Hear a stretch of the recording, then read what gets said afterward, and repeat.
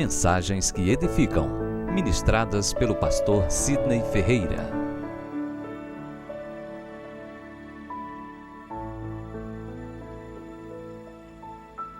E abra comigo a Bíblia no Salmo 19.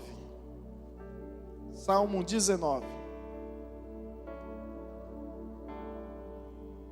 Eles que encontraram, digam amém. Assim está escrito, Salmo 19, versículo 7. Verso 7. Eu particularmente gosto muito desse texto. É difícil, né? Você não apreciar um texto que há na Bíblia, tendo em vista que tudo foi inspirado por Deus.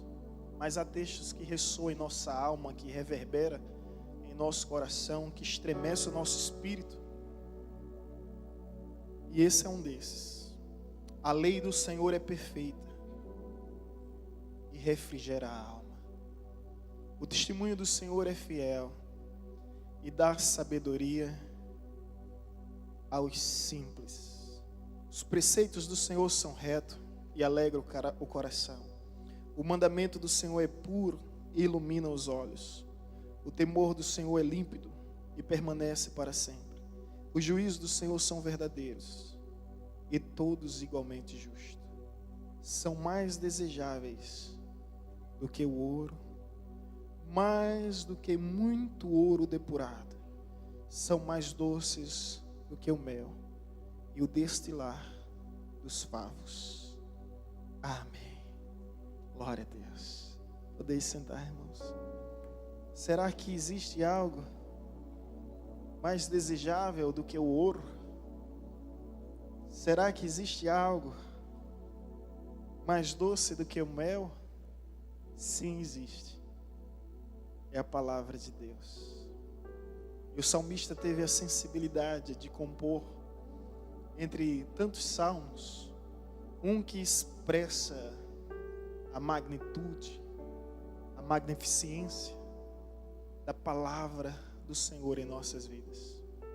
E ele começa a dizer: a lei do Senhor é perfeita e restaura a alma, refrigera a alma. O testemunho do Senhor é fiel e dá sabedoria aos simples. Vou refletir convosco nessa noite somente o versículo 7, para sermos mais específicos, mais enfáticos, mais eficazes nessa proclamação da palavra. A lei do Senhor é perfeita, ela é perfeita em sua essência. Ela não é perfeita em seu resultado, tendo em vista que Cristo morreu por nós, para que o sangue viesse nos purificar do pecado. Mas essa lei é tão perfeita que ela serve como espelho, como o apóstolo Paulo muito nos ensina. Que ao olharmos para a lei do Senhor, nós percebemos as nossas deformações, delimitações, as nossas deficiências, nós reconhecemos as nossas sujeiras. Então a lei em sua essência, de fato, ela é plena, ela é perfeita. E quando falamos que ela é perfeita, é que nada precisa ser acrescentado e nada precisa também ser retirado. E a Bíblia diz: ai daquele que acrescentar ou remover sequer um tio ou um acento de tudo que foi escrito. Eu tenho alguns pactos com Deus, os irmãos sabem de alguns. E um dos pactos que eu fiz na capela do seminário foi de fidelidade à palavra. E eu disse: Deus, se tua palavra falar, eu falo. Se tua palavra não falar, eu me encalo. Para que tão somente venha falar aquilo que a Bíblia diz, porque a Bíblia é a autoridade máxima em nossas vidas, e nós cremos que a revelação de Deus para nós é o livro do Senhor, o livro sagrado, é a única regra de fé e prática, é a sua santa palavra. E o salmista aqui diz: a lei do Senhor é perfeita, perfeita porque a Bíblia é como um alimento para um faminto, é como uma bússola para o perdido, é como um mapa para um viajante, é como um vestes para o despido, é como um cajado para o peregrino. A Bíblia é uma fonte inesgotável de águas vivas que nos refrigera a cada instante, a cada momento. A Bíblia de fato não se torna a palavra de Deus, ela é a palavra de Deus. E a sensação que nós temos em todo o tempo e o tempo todo é que quando nós estamos lendo a Bíblia, nós estamos ouvindo a voz do Senhor. Ou será que eu sou o único louco aqui presente? Tem mais alguém comigo? É a sensação de você estar ouvindo a voz do Senhor, falando ao teu espírito, falando ao teu coração, testificando da fidelidade, da credibilidade dessas escrituras. Quão maravilhoso é termos a Bíblia, irmãos. Permita-me aqui, tá? Licença. Fica com ciúme não, pode beijar a sua também. Quão maravilhoso. É porque se você conhece um pouco da história, você vai perceber que homens morreram, sangraram, abdicaram dos seus sonhos, dos seus prazeres, simplesmente para poder nos dar acesso à palavra de Deus, para que viéssemos ter a Bíblia traduzida em nosso idioma, em nossa língua. Bíblia essa que durante séculos foi acorrentada, aprisionada, porque não havia o interesse que as pessoas conhecessem a palavra do Senhor. E aqui o salmista diz: a lei do Senhor é perfeita, e ele estabelece 3 critérios que ratificam essa verdade. Ela é perfeita porque, em primeiro lugar, olha o que o texto nos diz, versículo 7. A lei do Senhor é perfeita porque refrigera a alma. Glória a Deus por isso. Glória a Deus por isso. Quantas pessoas oprimidas, aflitas, em depressão, crônicas. Sabe aquela dor na alma? Sabe aquele pânico, aquele pavor que nos assombra? Aquele momento de terror, aquele vazio existencial, que você entra em surtos e você não consegue encontrar uma explicação. A Bíblia nos diz que a palavra de Deus, ela refrigera a alma, ela é o remédio para o doente. E ela traz essa cura em nossas vidas. Para você ter uma ideia, profissionais da psicologia, da psicanálise e psiquiatria chegaram à conclusão e desenvolveram uma tese chamada salmoterapia. Eles não conseguem explicar cientificamente, porque a ciência ela tem suas limitações, mas eles apenas conseguem instruir seus pacientes a lerem o livro de Salmos, porque resultados acontecem a partir do momento que fazemos uma simples leitura do livro de Salmos. E o que acontece? Esse refrigério da alma. Você começa a ler a Bíblia e de repente o seu ânimo muda, o seu humor muda. Oh, aleluia. Você não vai precisar de Dramid, de Lexotan, de diazepam. A palavra de Deus vai ser o seu alívio, vai ser o seu bálsamo, vai ser o seu refrigério. Amém? A Bíblia nos diz isso, refrigera a alma. Às vezes eu estou no gabinete, eu me deparo com cada situação complicada que eu digo: meu Deus, o que é que eu vou fazer? Eu digo à pessoa: vou passar uma receita para você. Não adianta fazer anamnésia, eu faço uma receita, porque eu não gosto de voltar ao passado, porque se alguém está em Cristo, nova criatura é, as coisas velhas se passaram, tudo se fez novo. Eu creio nesse evangelho da simplicidade. Eu digo: vamos tratar do problema daqui para frente. Vou lhe dar uma receita. Leia a Bíblia. Aí eu passo algumas referências bíblicas. É incrível, gente, como eu tenho presenciado isso. A transformação que há, a transformação que acontece. Da mesma forma eu percebo como alguém está se distanciando do Senhor. Quando alguém entra numa anorexia espiritual. Quando uma pessoa pensa que está abastecida, mas na realidade está raquítica. Justamente por a negligência de ler a Bíblia. Aí entra em estado de desnutrição, fica desidratado, desnutrido, porque não está fazendo da palavra de Deus o seu alimento. Um dos principais sintomas de uma pessoa doente é a falta de apetite. Não é verdade? Não é verdade, doutora Vanessa? O sonista aí está me ajudando. Uma das principais sintomas, um diagnóstico preciso de uma pessoa enferma, doente, é a falta de apetite. Da mesma forma, uma pessoa doente espiritualmente, ela não tem mais desejo de ler a Bíblia. E alguém já disse: ou a Bíblia lhe afasta do pecado, ou o pecado lhe afasta da Bíblia. Você que escolhe o que você quer para a sua vida. A Bíblia tem esse poder de nos distanciar do pecado. O salmista diz: guardei a tua palavra no coração para não pecar contra ti, porque a tua palavra é luz para os meus caminhos e lâmpada para os meus pés. A gente aqui não dá valor à lâmpada, valor à luz, mas na antiguidade eles não conseguiam viajar à noite sem uma lâmpada na mão. E a comparação que ele faz: essa é a tua palavra, Deus. Aonde eu for, a tua palavra tem que ir à frente. Ela vai na minha frente, ela vai me guiando, ela vai me conduzindo, ela vai me conduzindo. Eu não posso me distanciar da tua palavra. Ela é luz para o meu caminho, lâmpada para os meus pés. Essa é a palavra que traz refrigério à alma.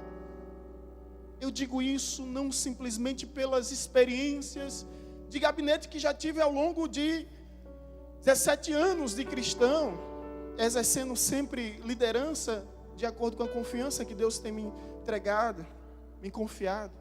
Mas eu digo isso por experiência própria. O apóstolo Paulo diz: quem enfraquece, que eu também não enfraqueço. E às vezes vem momentos que o apóstolo Paulo diz: temores por dentro, combate por fora. Tem momentos que a turbulência invade o nosso ser, sabe? E vem uma angústia nos dominando, que não tem explicação. E quando essas assombrações nos perseguem, o que é que eu faço? Eu recorro para a palavra do Senhor. E lá eu recebo esse refrigério da alma. Esse refrigério que vem do alto, que vem de Deus para as nossas vidas. A lei do Senhor é perfeita. Ela refrigera a alma. Você não precisa de análises, você não precisa de terapia. E os profissionais da área de saúde mental vão me matar depois. Mas eu sei o que eu estou falando. É com conhecimento de causa, é com experiência própria, de que essa palavra é fiel, é verdadeira. E ela é a cura para os teus traumas, ela é a cura para o teu bloqueio, ela é a cura para os teus problemas, ela é a cura para a tua aflição, ela é a solução para toda situação, em nome de Jesus. A lei do Senhor é perfeita e restaura a alma. Restaura a alma. Você acredita que o louvor é uma palavra cantada, né? Quando o rei Saul estava oprimido, endemoniado, atormentado, aflito, o que é que ele fazia? Ele chamava Davi para cantar, tocar a harpa. E ali ele recitava a palavra cantada, por meio dos salmos. E simplesmente aquele espírito de opressão deixava de atormentar a vida dele, porque ele estava dando lugar à palavra do Senhor. A palavra do Senhor é o nosso alimento, irmão. É o nosso alimento. De repente você, cristão, não importa o quão forte você seja. Eu não sei qual foi a última vez que você leu a Bíblia. Eu não sei qual foi a vez que você leu a Bíblia. A última vez que você leu a Bíblia. Mas a Bíblia nos diz: medita de dia e de noite. Ao levantar, ao deitar. Em casa, no campo. Aonde for, medita. É essa a instrução de Deus para Josué: medita na minha palavra de dia e de noite, e fará prosperar os teus caminhos. A pergunta aqui é: quantos querem ser prósperos em seus caminhos? Não é pecado ser próspero não, meu irmão. É bênção de Deus. Agora existe um princípio: medita na minha palavra de dia e de noite. De dia e de noite. Ao levantar, ao deitar, ao despertar, ao adormecer, medita na minha palavra. E a pessoa que não medita na palavra, logo ela vai se sentir desnutrida, desidratada. E todo desnutrido e desidratado é vulnerável a qualquer tipo de doença. Aí o que é que acontece? O camarada está sem ler a palavra. Aí vem de repente uma seta do inimigo. Aí vem um dardo inflamado do inimigo. O que é que vai acontecer? Vai alcançar o coração dele. Ele vai se inflamar com tudo. Ele vai ser igual a mimosa pudica. Você conhece essa planta? É chamada dormideira. Tudo que acontece com ela, ela se encolhe. Aí vem uma palavra de afronta, uma palavra de injúria, fica todo encolhido, fica aquela pessoa melindrosa. Não é uma pessoa sarada, sabe? Fica uma pessoa doente. Pessoas doentes adoecem pessoas. Pessoas saradas, sara pessoas, amém? Aí com tudo se inflama, com tudo fica mal, com tudo se desanima, com tudo deixa de frequentar a igreja, com tudo fica falando mal dos irmãos. Isso porque não está firme na palavra. Porque a lei do Senhor é perfeita e refrigera a alma. Somente Deus vai poder refrigerar a sua alma através da sua maravilhosa palavra. Quantos têm vivido essa experiência? Não deixa o espírito da depressão te atingir, não, irmão, nem te afligir. Recorre à palavra, medita na palavra, desfruta de todas as bênçãos da palavra.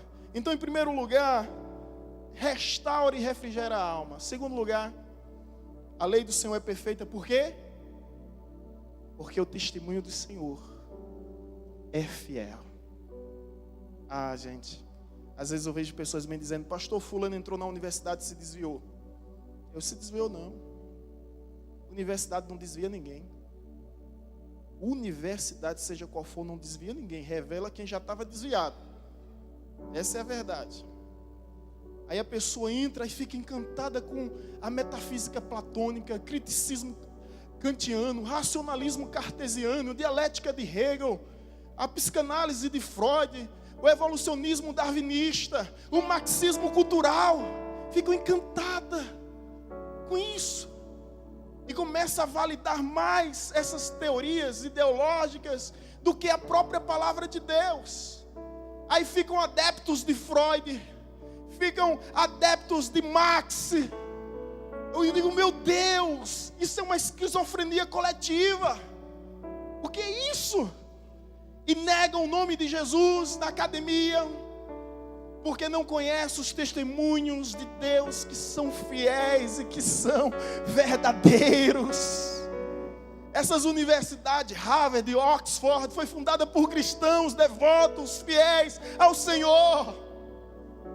A Bíblia, nenhuma evidência científica, descoberta científica confronta a Bíblia. Pelo contrário, apenas confirma aquilo que está na Bíblia. Agora existe uma tendência cética, tendenciosa, que tenta deturpar com despautério, com disparates, com discrepâncias completamente contraditórias, para enganar, ludibriar o leigo. Mas aquele que reconhece que a lei do Senhor é perfeita, que o testemunho do Senhor é fiel, não se curva diante de Baal, não se curva diante da Babilônia, porque conhece o Deus a quem tem servido. Conhece o Deus a quem tem servido. Então, meu irmão, o testemunho do Senhor é fiel. A sensação de ler essa palavra, eu não sei se eu sou o único louco aqui, mas é você estar lendo o jornal atual. Você, meu Deus, Donald Trump reconhece Jerusalém como capital de Israel. Aí você vai aqui para os livros, dizendo que Jerusalém será reconhecida como a capital de Israel. E será como uma pedra de tropeço para todas as nações que se levantarão contra Jerusalém. Mas ai daquele que se levantar contra Jerusalém, porque o Senhor defenderá Jerusalém. O Senhor batalhará por seu povo. Aí você vê o mundo todo se revoltando contra Jerusalém. E você vê, está aqui, ó. Está na Bíblia. Esqueci o nome do cientista que veio dizer, no século 6 ou século 7, sexto ou sétimo, a terra é redonda. Ah, grande coisa. A Bíblia já dizia isso em Isaías 40, 22. Ele é o que está assentado sobre a redondeza da terra. Você sabia qual é o livro mais antigo da Bíblia? Não é o livro de Gênesis. A Bíblia está escrita em uma ordem lógica e não cronológica.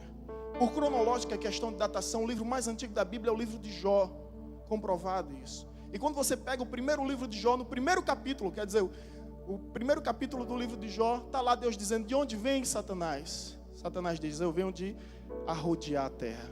Ali ele já estava dizendo que a terra era redonda. Aí a ciência vem descobrir, eu estou dando um exemplo entre tantos outros exemplos que há, vem descobrir séculos e milênios depois. Eu vi um dia uma ilustração que eu achei interessante. Estava na escala da montanha do conhecimento. Nessa escala estavam médicos, astrônomos, engenheiros. As maiores profissões estavam escalando. Depois, com muito esmero, afinco, ímpeto, esforço, chegaram no topo. Quando chegaram no topo, sabe o que eles encontraram? os crentes lendo a Bíblia. Há muito tempo já. Lendo a Bíblia e descobrindo que os testemunhos do Senhor são fiéis. São fiéis. A lei do Senhor é perfeita e o testemunho de Deus é fiel. Os céus, a terra passarão, mas a sua palavra permanecerá para todo sempre. Eu não me envergonho dessa palavra. Sabe por quê, meu irmão? Ela não contém a verdade. Ela não se torna verdade. Ela é a verdade. E a história confirma que muitas teorias caíram por terra. Muitas teses científicas caíram por terra. Muitos cientistas erraram. Mas a história confirma todos os dias, dia após dia, que a palavra de Deus se cumpre com exatidão. A palavra de Deus é infalível, é incorruptível, é indestrutível. Nenhum outro livro foi tão perseguido, mas nenhum outro livro foi tão publicado, foi tão traduzido, foi tão vendido quanto a palavra do Senhor. Porque o seu testemunho é fiel. Essa é a forma que Deus se revela, através da palavra. Um dia chegou uma pessoa: pastor, eu queria que Deus falasse comigo, porque eu estou sem ouvir a palavra de Deus. Já fui em tudo que é círculo de oração nessa cidade e eu não encontrei. Eu disse: mas irmã, tão simples isso, eu vou dar a solução do seu problema. Ela: qual é, pastor? Vou lhe dar agora, ó.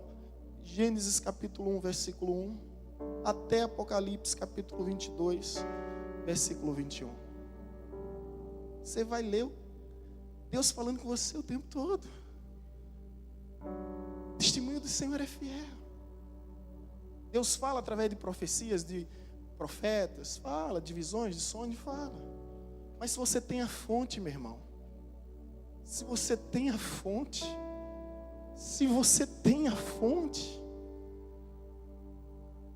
o manual de vida, a carta viva, escrita pelo Pai para você, o que mais você precisa? Então tudo que vier falar comigo, tem que passar pelo parâmetro da verdade. Toda profecia vem para confirmar aquilo que está escrito, nunca para acrescentar, jamais acrescentar, mas para confirmar. Por isso que os cristãos bereanos, eles conseguiram alcançar louvor da parte do Senhor, porque com os olhos eles olhavam para o pregador e com o outro, a Bíblia.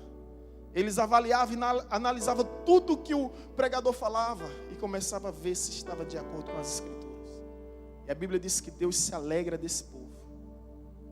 Não é um povo movido por vento de doutrina, mas é um povo centrado, que reconhece o valor da palavra de Deus. Porque nesses últimos dias,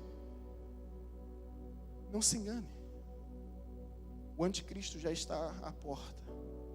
Fará sinais e maravilhas. Que se possível fora, como diz as Escrituras, enganaria até os escolhidos. Não é possível enganar os escolhidos, porque Deus sabe exatamente os que lhe pertencem. Mas Ele vai fazer fogo cair do céu. Agora, quem quiser show, vai seguir Ele. Quem quiser entretenimento, vai seguir Ele. Quem quiser alucinações, ilusionismo, vai seguir Ele. Agora, quem desejar viver pela palavra vai permanecer firme na palavra. Ainda que o sol escureça, ainda que as estrelas caiam do céu, ainda que todas as leis se levantem contra nós, permaneceremos firmes nesta palavra, porque ela é fiel. Ela é verdadeira. Os céus e a terra passarão, mas a palavra do Senhor permanecerá para todo sempre. Para todo sempre. Para todo sempre. A palavra do Senhor permanecerá. Amém? Porque a lei do Senhor é perfeita e o seu testemunho é o quê? Fiel. Porque a lei do Senhor é perfeita. Terceiro lugar, porque ela dá sabedoria aos simples. Ela dá sabedoria aos simples. Você acredita que eu já vi analfabetos, iletrados, indoutos, incultos, que tinha conhecimento da palavra de uma maneira tão surpreendente? de uma maneira assim tão extraordinária, que impressionava qualquer doutor. É aquela sabedoria que você sabe, que você reconhece que vem como uma dádiva divina, que vem como graça de Deus. Pessoas que... Eu conheci uma pessoa que ela não conseguia ler nada a não ser a Bíblia. Ela não conseguia ler mais nenhum outro livro a não ser a Bíblia. Somente a Bíblia ela conseguia ler. Sofria de analfabetismo, mas quando abria a Bíblia ela conseguia ler. Ela conseguia ler. Senhoras que já foram parte dessa igreja, que nós sepultamos, eu fiquei maravilhado com a sabedoria dessa mulher. A sabedoria dessa mulher.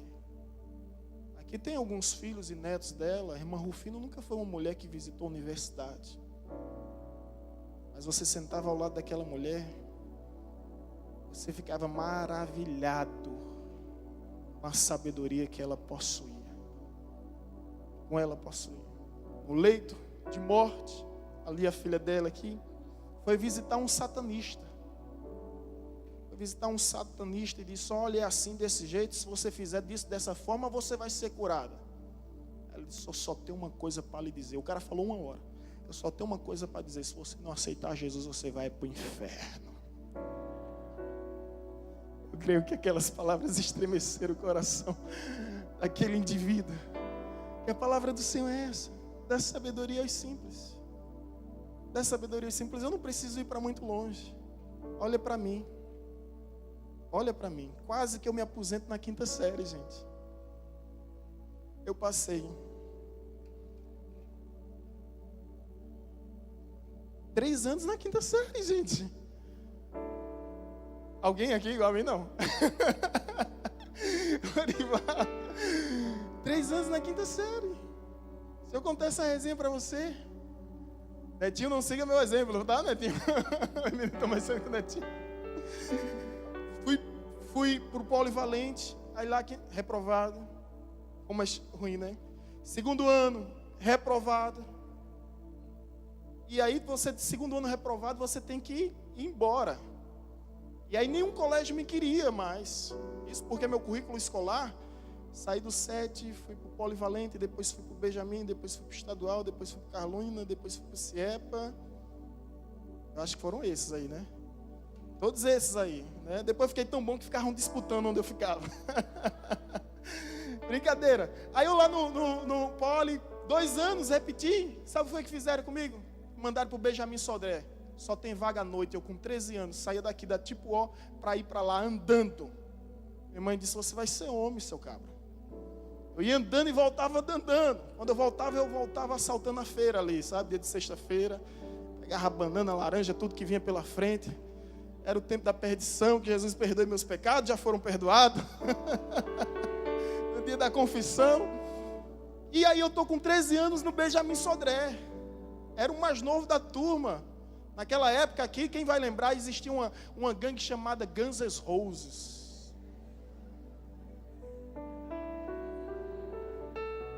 Guns N' Roses. Eu estava entrando em uma que era chamada BJ.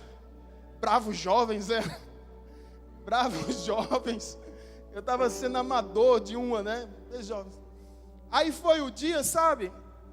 Que a palavra de Deus entrou no meu coração.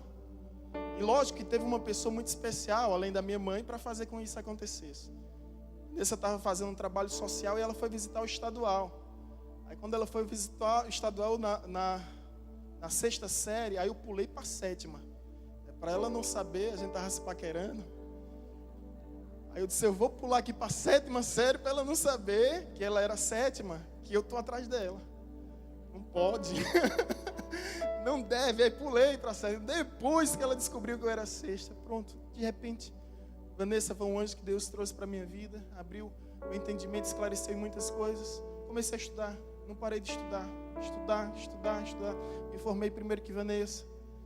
Fui para o seminário, me formei em teologia, depois me formei em administração, me formei em filosofia, fiz pós-graduação em filosofia, estou fazendo mestrado agora.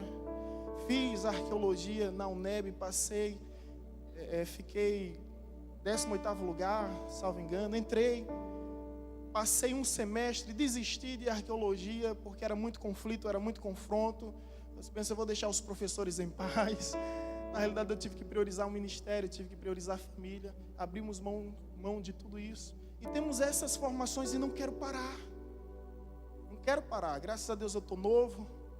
Então quero continuar estudando na medida em que as oportunidades surgirem. Mas esse texto eu poderia falar de qualquer outra pessoa, mas eu vou falar de mim. Deus dá sabedoria aos simples.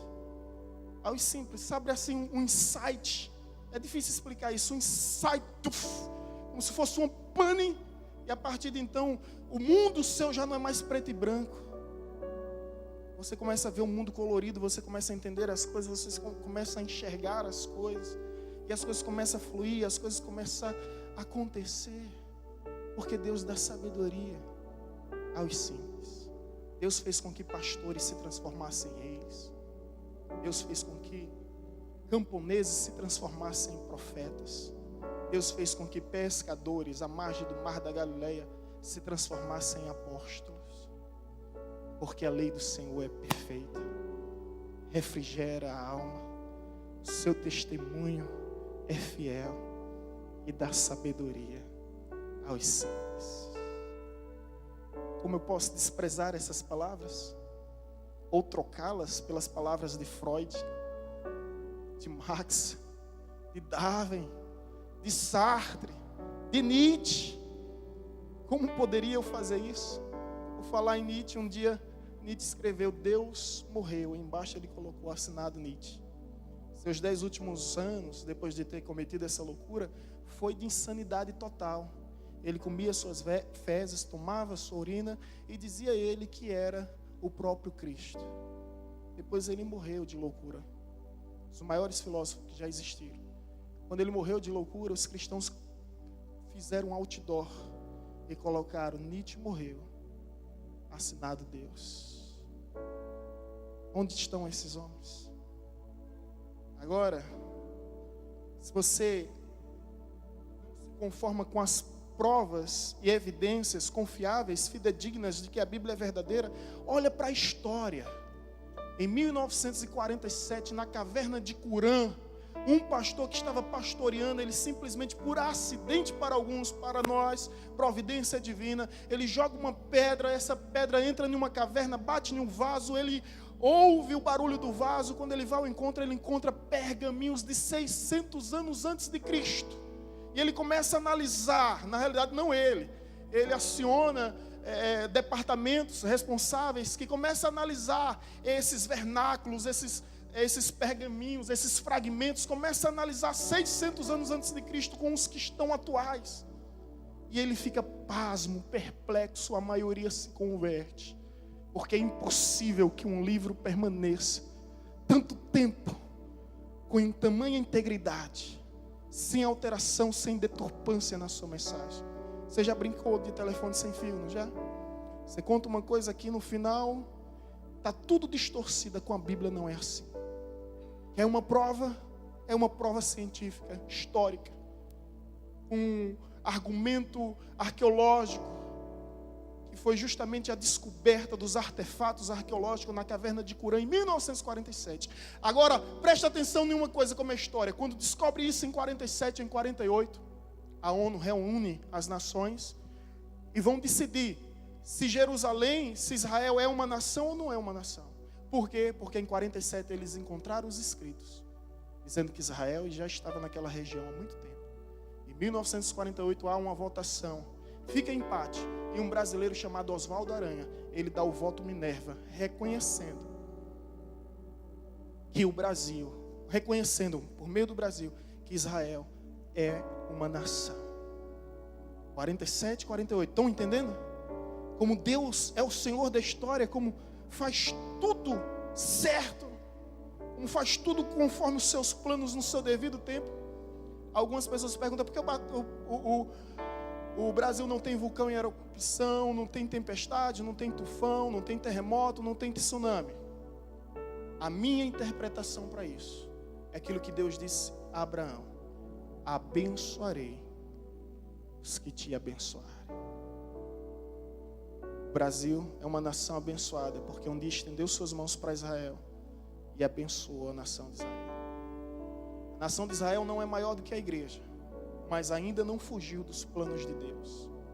Deus ainda estabelecerá o seu trono, o seu templo, naquele lugar, para testemunho entre as nações. Amém, irmãos? Quero concluir dizendo aqui o que o salmista disse: as tuas palavras são mais desejáveis do que o ouro, mais doce do que o mel. Houve um senhor cético, tornou-se um agnóstico, filho de um pastor, foi muito bem sucedido em sua vida. Nos últimos instantes, em estado terminal, ele querendo falar, mas ninguém conseguia entender. E ele disse: por favor, me traga o meu bem mais precioso. E a família entrou naquela agonia. Qual é o bem mais precioso desse homem? Qual é o bem mais precioso? E trouxeram os tesouros que ele tinha adquirido ao tempo. Seus relógios, valiosíssimos.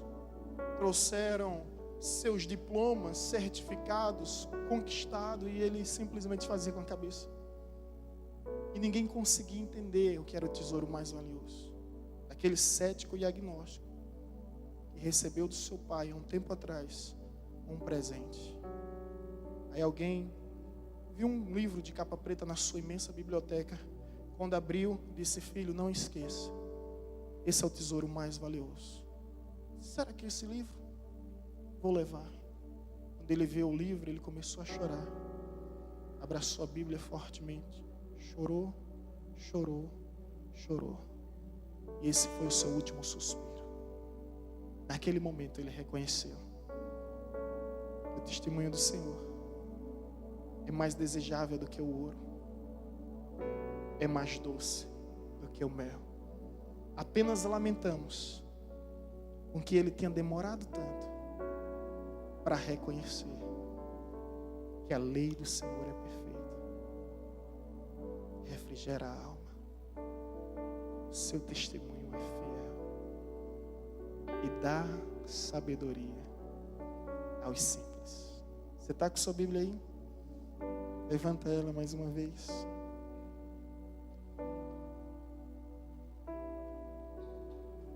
Eu estive, por gentileza, se coloque em pé em nome de Jesus.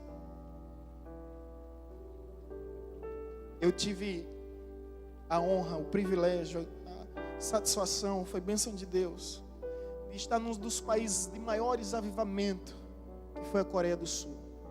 Eu fiz um vídeo pequeno, está nas redes sociais. Era o cemitério dos mártires. Centenas e centenas de homens morreram naquele lugar para que a mensagem do Evangelho alcançasse aqueles corações. Eu andei naquele cemitério, eu vi a área das crianças, gente. Crianças que foram mortas, decapitadas. Famílias mortas e decapitadas.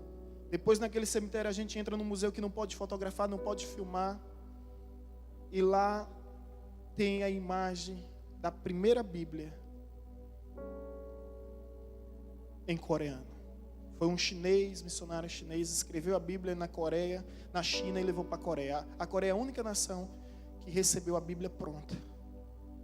Eu não lembro o nome desse pastor, mas esse pastor, quando chegou lá, entregou essa Bíblia na mão dos coreanos.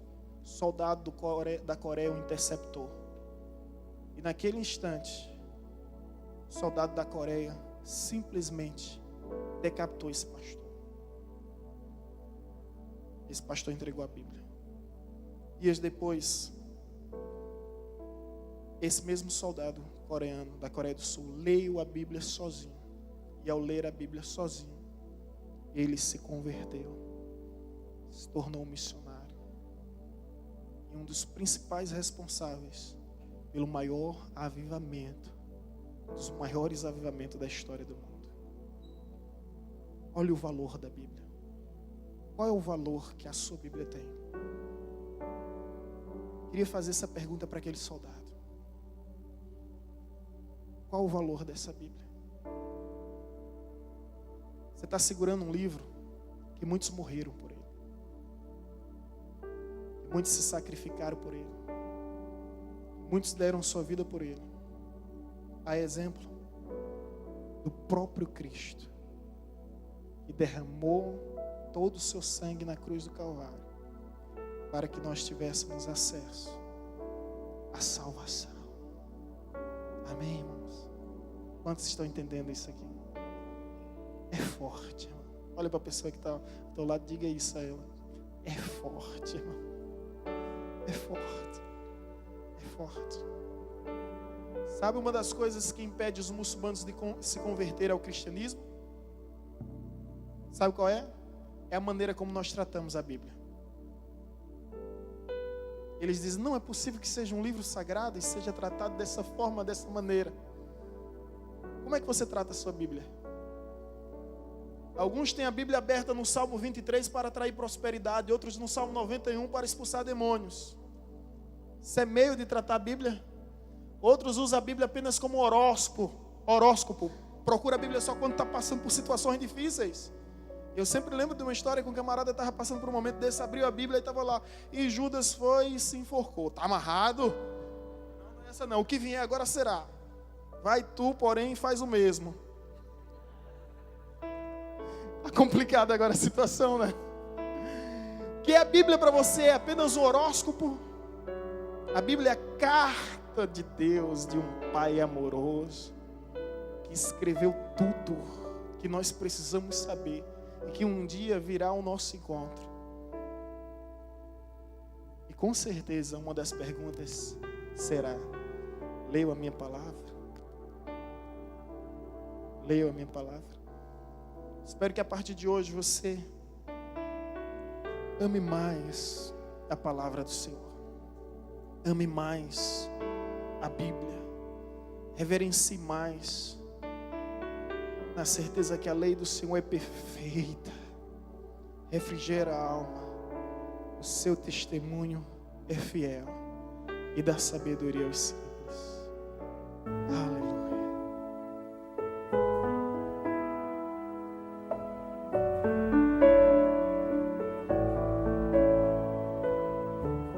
Você acabou de ouvir uma mensagem ministrada pelo pastor Sidney Ferreira, da Igreja Batista Evangelizadora.